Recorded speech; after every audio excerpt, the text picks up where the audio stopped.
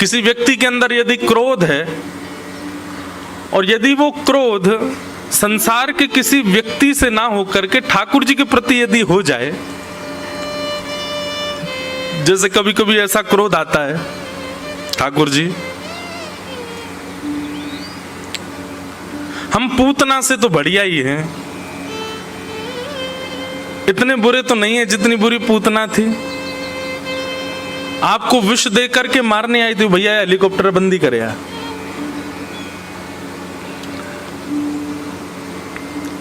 इतने बुरे तो नहीं है हम। बकासुर की बहन पूतना को आपने वो गति प्रदान कर दी जो मां यशोदा को प्राप्त होनी चाहिए। मतलब आप मुझे मारने आए, आपने मुझे मारा और मैंने क्या किया, मेरे पिता की जो पदवी है, मेरे पिता का जो स्थान है, वहां पे मैंने आपको बैठा दिया। ऐसा कोई करता है क्या? ठाकुर जी ने यही किया, पूतना मारने आई और पूतना को मातृगति प्रदान कर दी। जब आप पूतना पे इतना अनुग्रह कर सकते तो हम पूतना से तो बढ़िया हैं।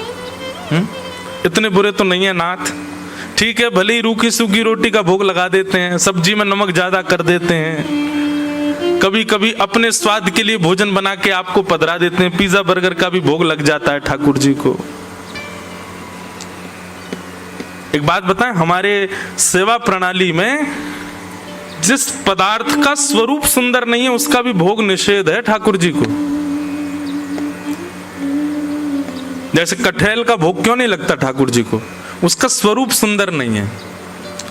कहीं कहीं मंदिरों में बैगन का भोग नहीं लगता, क्यों? क्योंकि बनने के बाद में भरता जो है वो बड़ा ऐसा गिलगिला सा हो जाता, स्वरूप सुंदर नहीं है।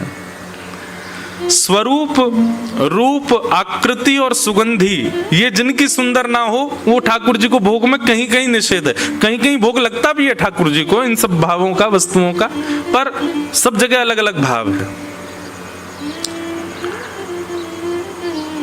स्वरूप के अनुसार कई बार भोग ठाकुर जी को नहीं पधराया जाता। कई मंदिरों में टमाटर का भोग भी नहीं लगता। क्यों? टमाटर विदेशी सब्जी है, भारत की सब्जी नहीं है। ऐसा कहते हैं कि विदेशी है। तो कई मंदिरों में ये भाव है जो भारत में ही प्रकट हुए हैं व्यंजन, उन्हीं का ही भोग लगाया जाए, बाहर से आए हुए व्यंजनों का नहीं। और यहाँ तो आदमी महाराज बस पूछो, पास्ता बना देते ठाकुर जी के लिए। अभी हम ऑस्ट्रेलिया में थे तो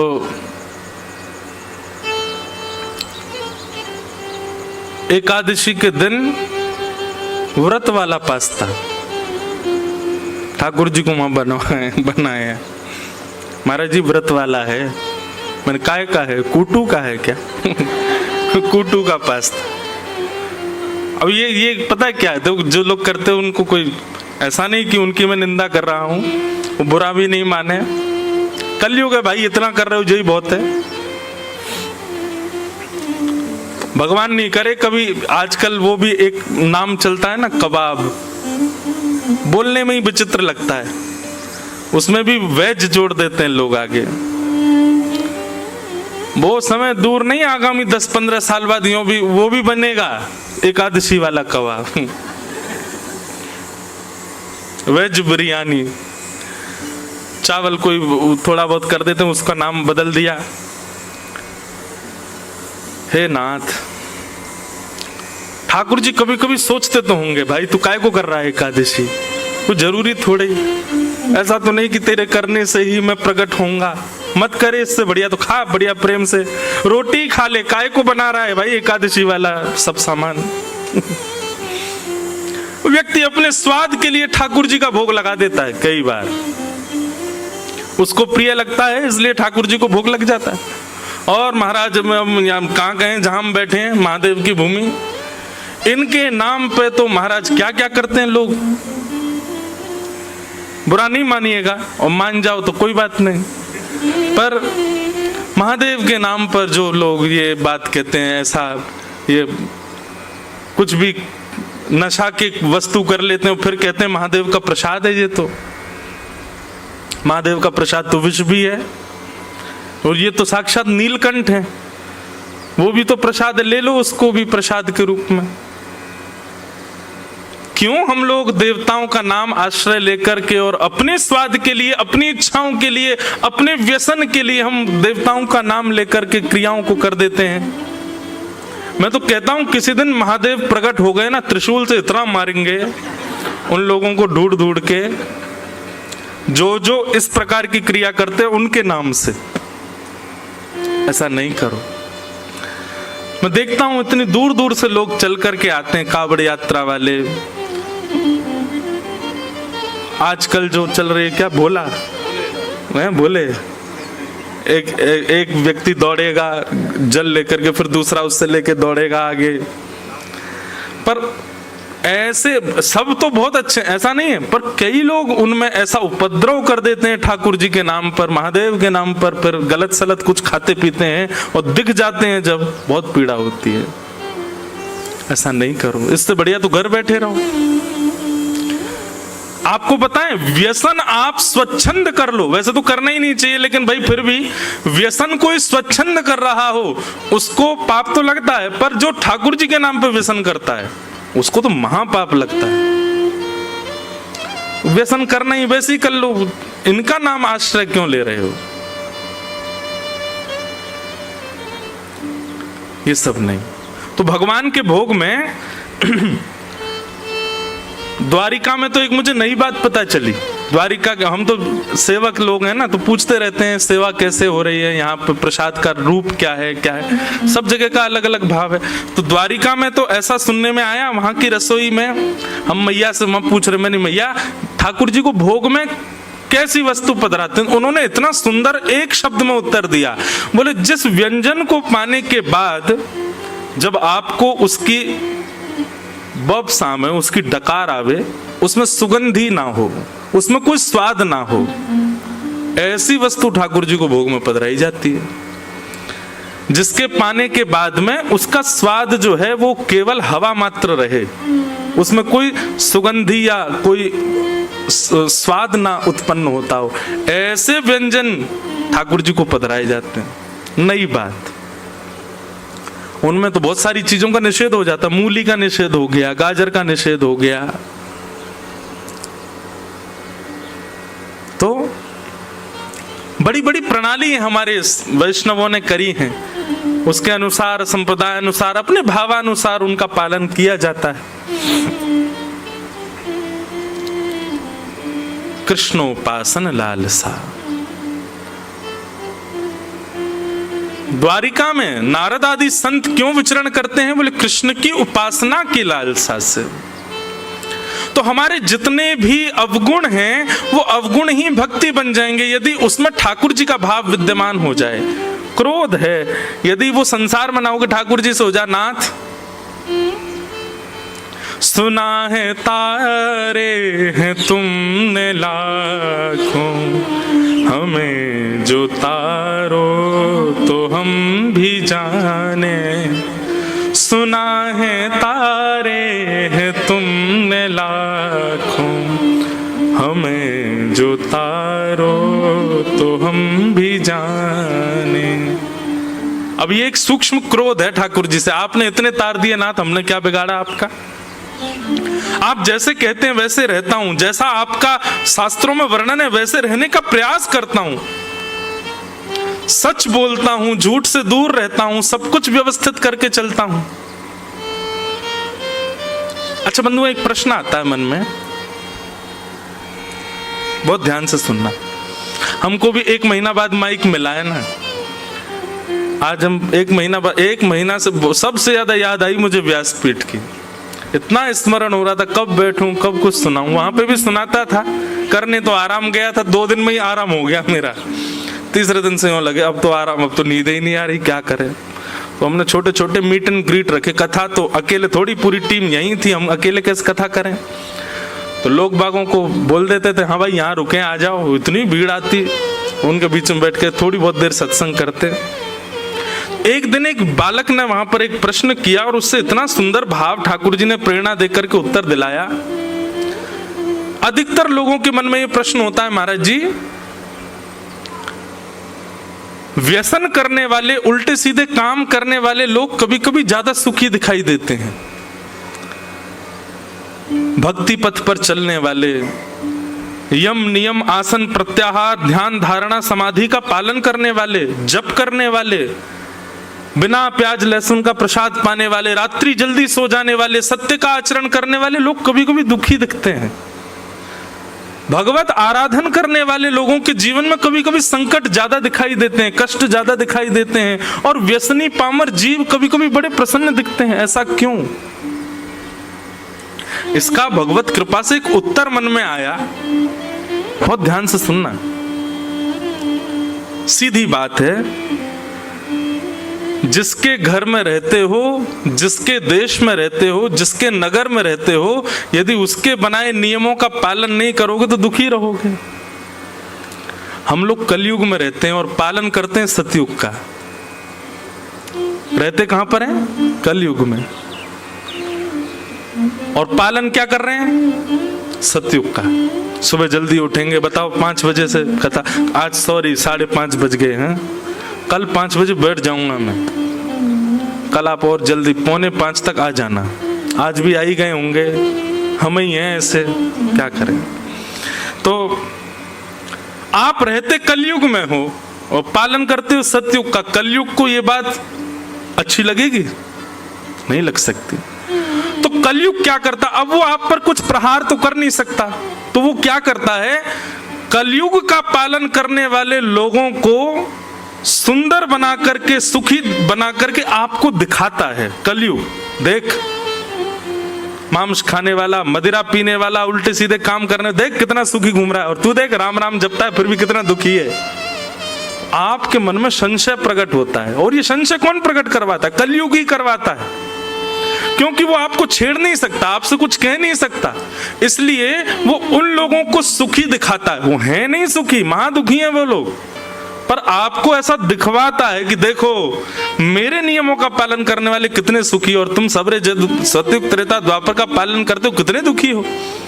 और इसी प्रभाव में आकर के कई लोग नाम जप छोड़ देते हैं, कई लोग भक्ति पथ छोड़ देते हैं, कई लोग कथा साधन छोड़ देते हैं। क्यों? वो ज्यादा सुखी हैं।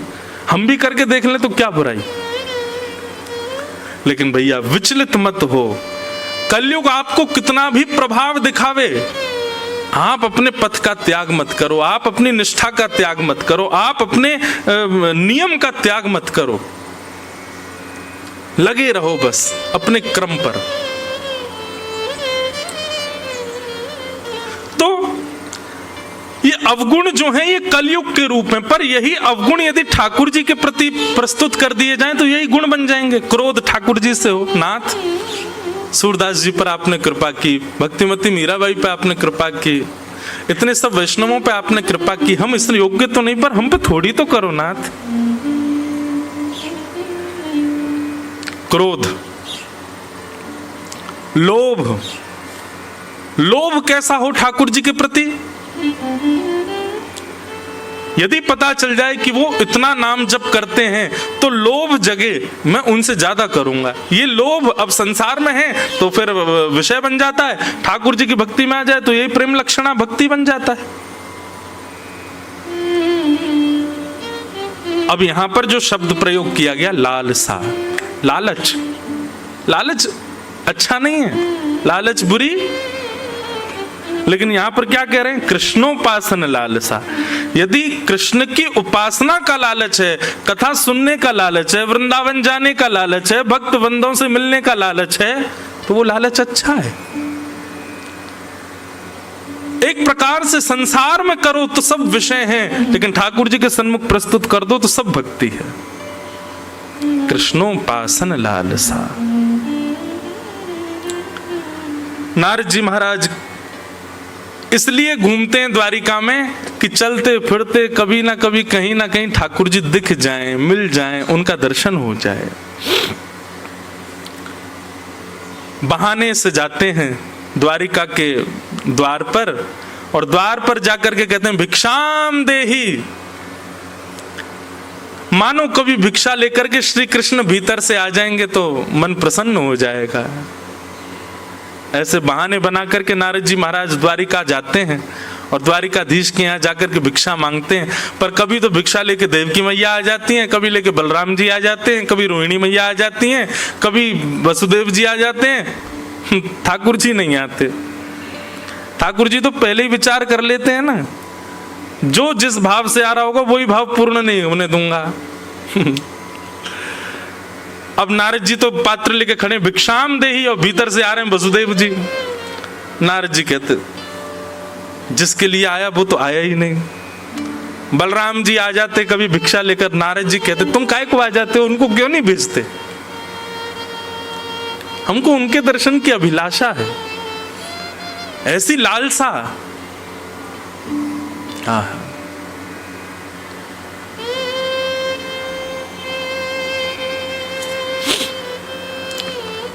श्री नारद जी आज जब गए भिक्षा लेने के लिए तो वसुदेव जी आए, भगवान श्री कृष्ण के पूज्य पिताजी, और भिक्षा लेकर के जैसे ही आए, भिक्षा देकर के उन्होंने नारद जी के चरण पकड़ लिए। बोले हे नारद जी, मेरे मन में कुछ संशय हैं, कुछ प्रश्न हैं, कुछ भाव हैं, आप मेरे पास बैठो, मुझे आपसे पूछना है। और यहीं से नवयोगेश्वर संवाद प्रारंभ होता है। नारद जी बोले क्या संशय है आपका, बताओ। तो भगवान श्री कृष्ण के पूज्य पिताजी श्री वसुदेव जी कहते हैं, नारद जी, पूरा विश्व जिनको प्राप्त करना चाहता है, पूरा विश्व जिनको भजता है, ऐसे परमात्मा श्री कृष्ण मेरे पुत्र हैं। मैं चाह करके भी उनका भजन नहीं कर पाता, मैं चाह के भी उनकी आराधना नहीं कर पाता, मैं चाह करके भी उनको प्रणाम नहीं कर पाता, क्योंकि वो मेरे पुत्र हैं।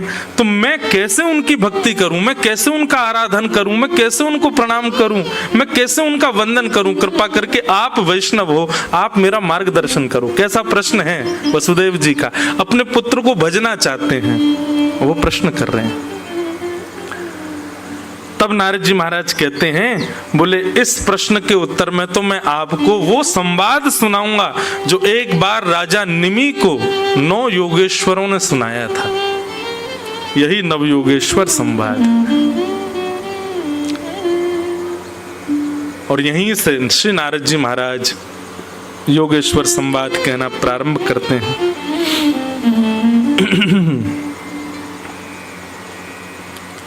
सबसे पहला प्रश्न क्या है, भागवत धर्म किसको कहते हैं, मतलब भक्ति पथ, इसी को ही भागवत धर्म कहते हैं।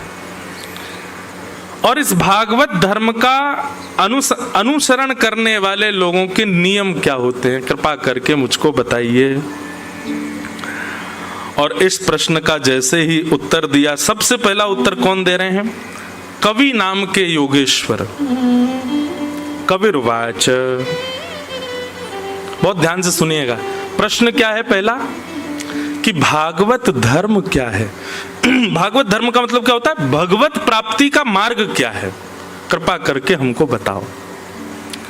और यहां से कवि नाम के योगेश्वर, पहले योगेश्वर उत्तर दे रहे हैं। ये वही भगवता प्रोक्त उपाया आत्मलब्धये अंजः पुंसाम विदुषाम वृद्धि भागवतान हितान। अच्छा, एक बात मन में आती है, बहुत ध्यान से सुनना बंधु।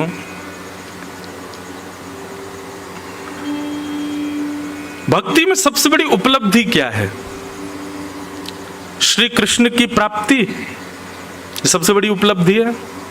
नहीं। तो जिन ने नहीं कहा है वो उत्तर दो, क्या है फिर? जिन लोगों ने मना किया कि कृष्ण की प्राप्ति सबसे बड़ी उपलब्धि नहीं है, तो फिर उत्तर बताओ क्या है सबसे बड़ी उपलब्धि?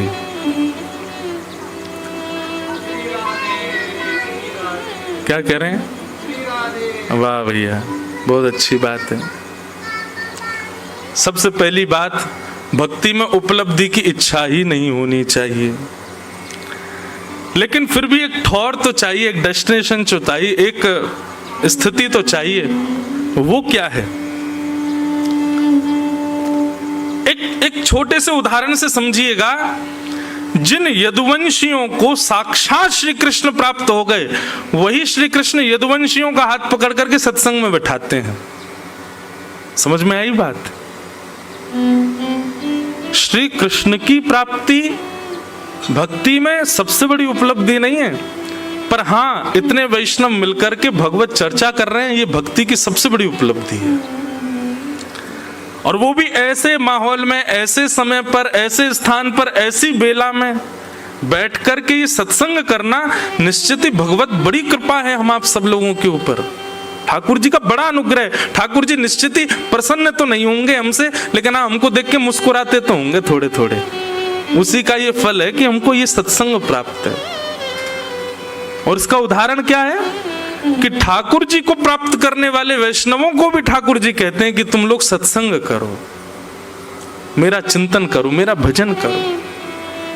ध्रुव जी महाराज को 5 वर्ष की आयु में ठाकुर जी मिल गए। उसके बाद भगवान ने 36,000 वर्ष के लिए उनको कहा कि तुम शासन करो।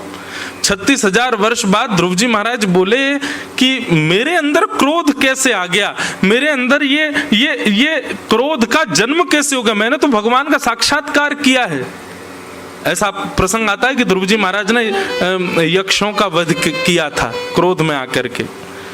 ध्रुव जी को क्रोध कैसे आ गया? तब ध्रुव जी को कहते हैं कि तुमने भगवान का दर्शन तो किया, तुमको भगवान तो प्राप्त हो गया, लेकिन तुमको सत्संग नहीं मिला। गोपियां, रास पंचाध्याय में प्रसंग आता है कि जब भगवान श्री कृष्ण उनके साथ में विचरण करने लगे, विहार करने लगे, तो भगवान कृष्ण प्राप्त हो गए, लेकिन प्राप्त करने के बाद भी गोपियों के चित्त में सूक्ष्म अहंकार आ गया। तुरंत ठाकुर जी अंतर ध्यान हो गए। क्यों? क्योंकि मैं तो मिल गया हूं, लेकिन इनको सत्संग नहीं मिला है। तब किशोरी जी उनके समीप आती हैं और यमुना के तट पर बैठ करके गोपियां अच्छा, एक बात बोलूं, मन में एक भाव आता है। ये गोपी गीत के जो भाव है ना, गोपी गीत के जो श्लोक है ना, ये गोपियां गा रही हैं, पर इन श्लोकों की रचयिता तो हमारी श्यामा जी हैं, हमारी किशोरी जी हैं, वही गवा रही हैं। तो कृष्ण तो मिल गए गोपियों को, लेकिन उसके बाद भी गोपियों के चित्त में अभिमान तो आ गया। तो एक बात निश्चित हो जाती है कि भगवत प्राप्ति ये भक्ति में उपलब्धि नहीं है, क्योंकि ठाकुर जी के मिलने के बाद भी कई भक्तों में दोष प्रकट हुए हैं। लेकिन वही भक्त जब सत्संग में जाता है, ठाकुर जी की रस चर्चा का श्रवण करता है, तो गाने लगता है, तब कथामृतम तप्त जीवनम कविभिरीडितम कल्मषापहम श्रवणमंगलम श्रीमदाततं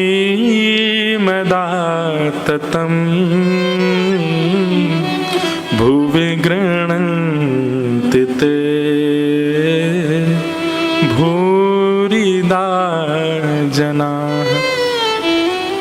वास्तव में गोपी गीत में जब ये वाला श्लोक आता है ना, तभी ठाकुर जी तैयारी बना लेते हैं, अब मुझे इनसे पुनः मिलना है। क्यों? क्योंकि कथा के प्रति, सत्संग के प्रति इनकी रुचि दिख रही है।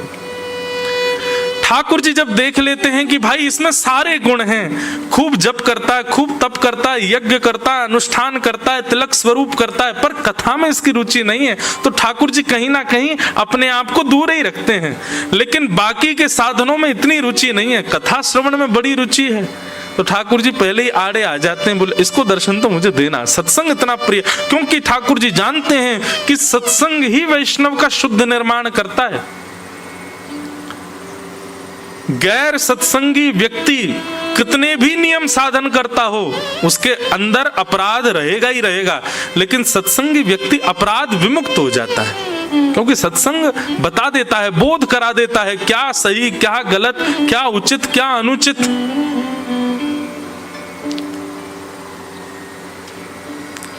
तो भक्ति में उपलब्धि क्या है? आप रात्रि में सो रहे हैं और नींद नहीं आई, तो नींद ना आने पर आप सोशल मीडिया नहीं देख रहे हो, नींद ना आने पर आप YouTube पर जाते हो, किसी अच्छे रसिक जन की सुंदर वाणी चला करके उसको श्रवण करने लगते हो।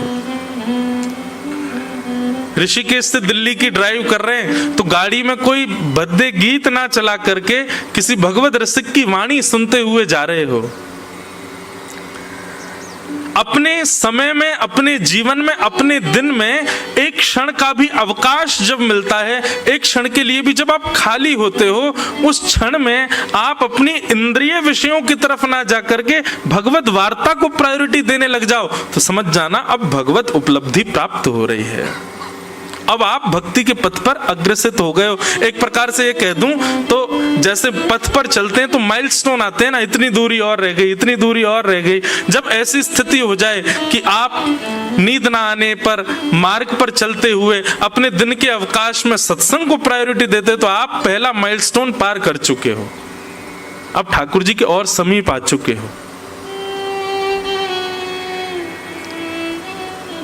वही बात यहां पर कह रहे हैं, भगवतः प्रोक्तः उपाय आत्मलब्धये अंजः पुंसाम विदुषाम वृद्धिम भागवतान हितान। निमि राजा ने प्रश्न किया कि भागवत धर्म क्या है, और कवि नाम के योगेश्वर कहते हैं कि ठाकुर जी के द्वारा बताई गई जो वाणियां हैं, ठाकुर जी के द्वारा कहे गए जो प्रसंग हैं, उन प्रसंगों पर अमल करके उनका जीवन में पालन करना और नेत्र बंद करके ठाकुर जी ने जो कह दिया उसको करने लग जाना, यही भागवत धर्म है। उस पर किंतु परंतु प्रश्न चिन्ह नहीं है। ठाकुर जी यदि अपने प्रवचन में कह रहे हैं गीता में, कर्मण्येवाधिकारस्ते मा फलेषु कदाचन, हे अर्जुन तुम्हारा अधिकार केवल कर्म पर है, फल की चिंता मत करो। फल देने का अधिकार मेरा है तो इसका पालन होना चाहिए कि फल की चिंता मत करो, ठाकुर जी देखेंगे, हम बस कर्म करें। भगवान यदि अपने प्रवचन में कह रहे हैं कि ये अपराध है, ये पाप है, ये दोष है, तो निरंतर उनका ध्यान करके वो ना करना और जो ठाकुर जी की आज्ञा है उस पर नेत्र बंद करके चलने लग जाना, यही भागवत धर्म है। बंधुओं, भक्ति में सबसे ज्यादा आवश्यक यदि कुछ है तो वो है विश्वास, अटूट विश्वास। हमारे सूरदास जी गाते हैं, बहुत सुंदर भाव, भरोसो दृढ़ इन चरणन केरो, भरोसो दृढ़ इन चरणन केरो, भरोसो दृढ़ इन चरणन केरो, भरोसो दृढ़ इन चरणन। भैया 4 दिन के लिए आप सब लोग ही हमारे कोरस वाले हो, दक्षिणा के रूप में 11-11 रुपए सबको दूंगा मैं, गाओ मेरे साथ। आप सब हमारे साथ कोरस करो, पीछे पीछे गाओ सुन करके। सूरदास जी की वाणी है, भरोसो दृढ़ इन चरणन केरो, भरोसो दृढ़ इन केरो, भरोसो दृढ़ इन चरणन केरो। श्री वल्लभ नख चंद्र छटा बिन, श्री वल्लभ नख चंद्र छटा बिन, श्री वल्लभ नख चंद्र छटा बिन, श्री वल्लभ नख चंद्र छटा बिन, सब जग माही अंधेरो, सब जग माही अंधेरो, हाँ सब जग माही अंधेरो, सब जग माही अंधेरो। ठाकुर जी के प्रति प्रति भरोसा, अपने गुरुदेव के प्रति भरोसा यदि आपका नहीं है तो आप कितने भी नियम साधन कर लो, आपका कल्याण नहीं हो पाएगा। लेकिन आप नियम साधन में चूक करते हो, लेकिन ठाकुर जी की वाणी और गुरुदेव की वाणी पर पूर्ण भरोसा करते, अमल कर देते हो, उसको अपने जीवन में उतार लेते हो, आपको कोई नहीं रोक सकता, कहीं आप गिर नहीं सकते। आपका निश्चित कल्याण होगा, क्योंकि आपके भीतर भरोसा है। भरोसो दृढ़ इन चरण